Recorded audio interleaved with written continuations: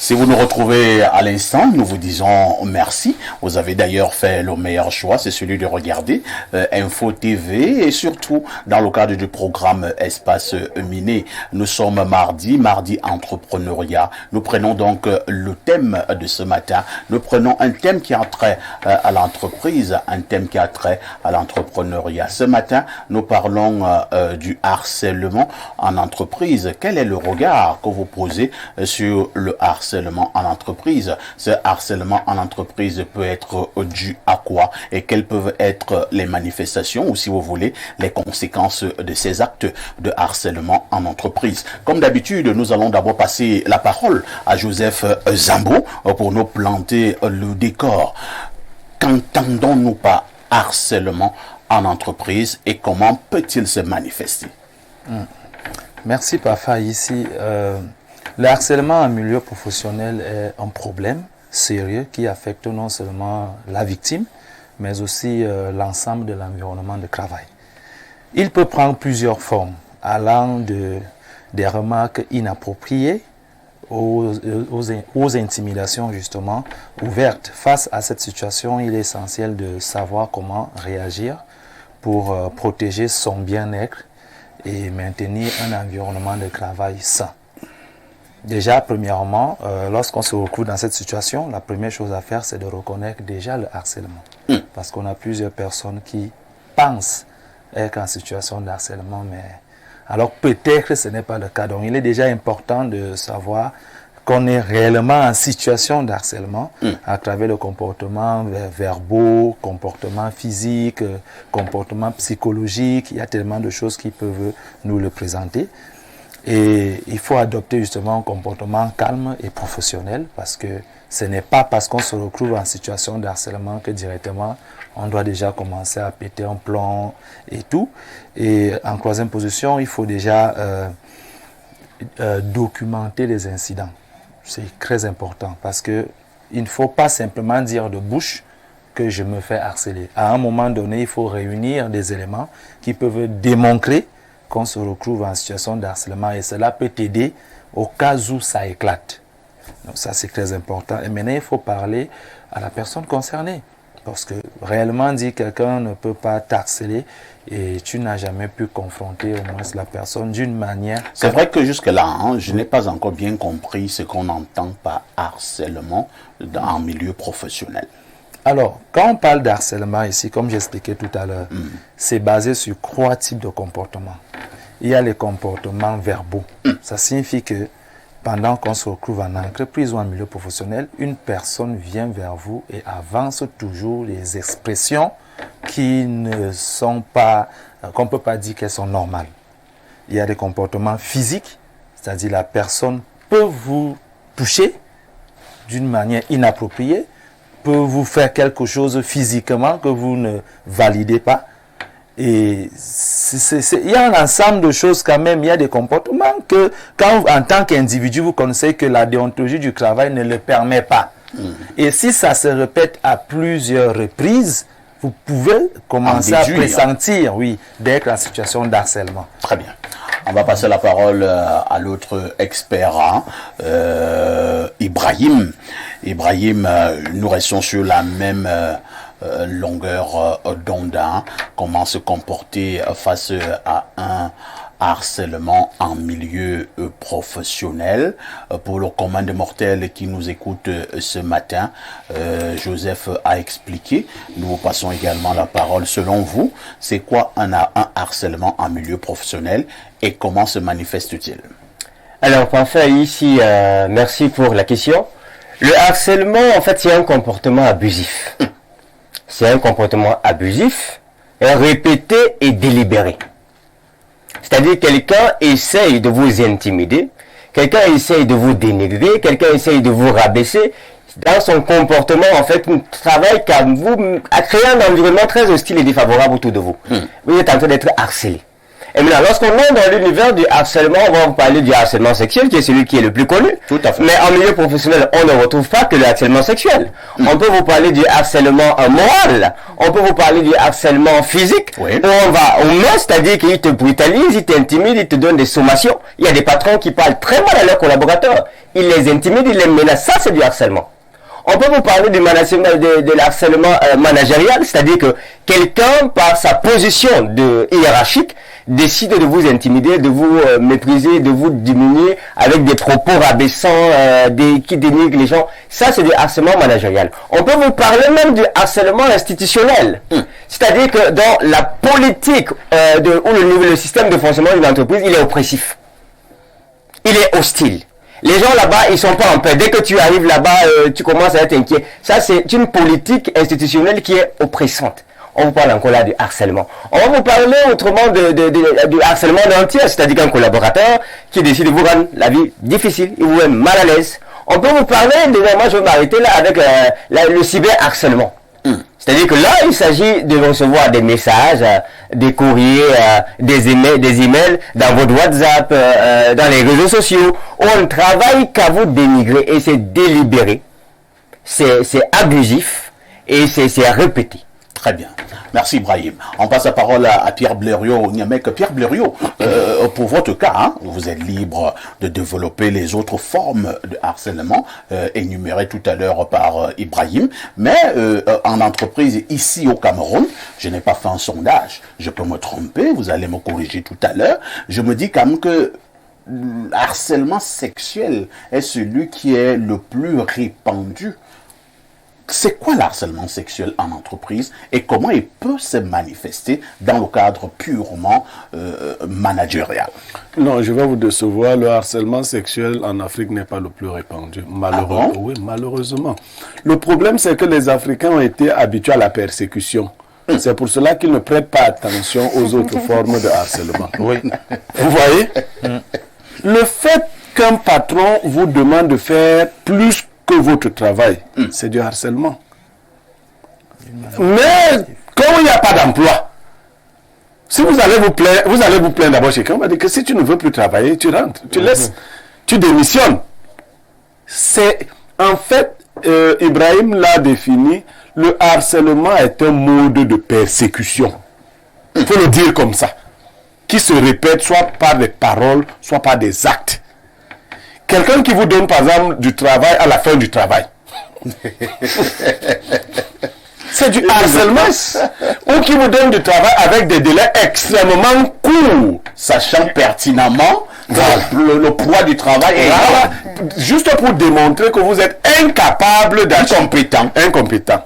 Donc, les Africains, vous voyez, c'est pour ça qu'on voit maintenant le harcèlement sexuel, contrairement à ce qu'on pense, est marginal en Afrique. Parce qu'il ne se voit pas de la même manière chez nous que chez les autres. Les Africains tolèrent dans leur façon de vivre certaines paroles qui ailleurs ne sont pas tolérées. Des remarques sexistes ne sont pas perçues chez nous, dans notre environnement, comme étant du harcèlement sexuel. Ailleurs, c'est du harcèlement sexuel. Les appréciations répétées ailleurs sont considérées comme c'est-à-dire ce que vous dites à Claudia là, très joli, très ravissant. Vous comprenez? Non, chez les autres, les appréciations répétées constituent du harcèlement sexuel. Alors que nous ici, c'est même ça qui nourrit la joie de Claudia. C'est-à-dire si tu ne lui dis pas ça, là, tu as gâté sa journée. Donc il s'agit, quand elle nous voit, ça je le dis à l'adresse de ceux qui nous regardent. Quand ils nous voient, c'est dire, nous, les Africains parlent de sexualité d'une certaine manière dans tout ce que nous faisons. Dans nos discours, nous parlons des femmes, nous stéréotypons les femmes, ainsi de suite. Donc, c'est commun. Mais quelle est donc la limite? Parce qu'il ne faut pas valider tout cela. Chez nous, quand le harcèlement se présente, il a la forme de l'intimidation. Non, ce n'est pas les dragues. Puisque nous considérons que les gens doivent se draguer en entreprise. Les gens, il y a même des patrons qui disent qu'il faut consommer les produits locaux. Donc, et comme ça, l'argent de l'entreprise tourne parmi les membres de l'entreprise. Il y a des patrons qui ont cette philosophie. Non, mais il y a une limite qui est atteinte souvent chez nous. Et je vous assure, quand il y a donc harcèlement sexuel d'un Africain, en Afrique, c'est très grave. C'est du genre, tu me donnes ça quand? Si tu ne le donnes pas, tu bombardes ou tu descends. C'est violent. Je suis marié, mais est-ce que je t'ai demandé de divorcer? Donc, en fait, aucune liberté ne t'est donnée. On te présente des choses et ça en arrive souvent aux attaques physiques. C'est-à-dire que quelqu'un se saisit d'une femme au bureau et la soumet physiquement. Ouais. Et le grand mal étant que les femmes n'ont pas encore intégré la dénonciation. Quand une femme a subi ce genre de choses, elle se dit, si je dis ça à mon mari, je perds mon mariage, parce que c'est aussi vrai, très peu d'hommes sont mentalement équilibrés. Ta femme vient te dire, mon patron me harcèle, tu commences à lui dire que c'est toi qui t'habilles souvent. Moi, je te rends visite. À toi le patron, pour te demander si tu n'as pas vu qu'elle était mariée. Mais chez nous, on condamne la femme. Donc la femme dit, quand je vais encore aller lui expliquer que mon patron me harcèle, et il va dire que elle subit donc ça. Elle peut même subir ça jusqu'à l'épreuve suprême. C'est-à-dire que le patron finit par obtenir par la force ce qu'il recherche, et la femme se tait. Parce qu'elle se dit, ben, personne ne va croire que je n'ai pas été complice de ce qui m'est arrivé. Chez nous, c'est un grand mal. Et puis, la sécurité sociale au travail n'est pas assez bien ficelée, hein, malheureusement. Quelqu'un disait ici, ça c'est les choses des Blancs que Zambo disait là, il faut archiver. Chez nous, tu vas archiver quoi? Parce que quand un patron te fait du harcèlement, les choses ne sont pas documentées. Pas du tout. Ailleurs, rarement, même il va t'envoyer un message. C'est comme vous avez dit tout à l'heure, la dame peut entrer dans son bureau, elle te dit calmement de refermer la porte à clé derrière toi. Et la dame comprend déjà ce que ça veut dire. Ailleurs, par exemple, est-ce qu'il a écrit sur dans le téléphone? Ailleurs, par exemple, le suivi des carrières fait en sorte que quelqu'un peut démontrer qu'il est victime de harcèlement. Je suis là depuis 8 ans, je n'ai pas évolué d'un pas. Mes résultats sont plutôt prouvants. Mais quelqu'un a refusé, celui qui doit faire circuler mon dossier. Mais ici, le patron est propriétaire de son entreprise.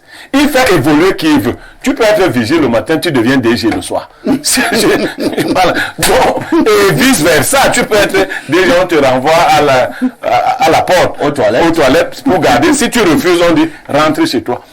Pourtant, dans des sociétés bien organisées, il y a des formes de persécution qui indiquent de manière claire que tel employé est harcelé. Son salaire qui n'évolue pas, ses primes qui ne sortent pas, ainsi de suite, un ensemble d'aménagements. Bon, vous travaillez dans des environnements où la prime sort de la poche directe du patron. Tout à fait. Et il la dirige vers qui il veut. Il donne ça comme de l'aumône. Il est un peu comme Dieu. Il bénit qui il veut. Donc, toi, tu vas revendiquer sur quelle base? Merci Pierre Blériot. Nous avons donc une femme sur le plateau.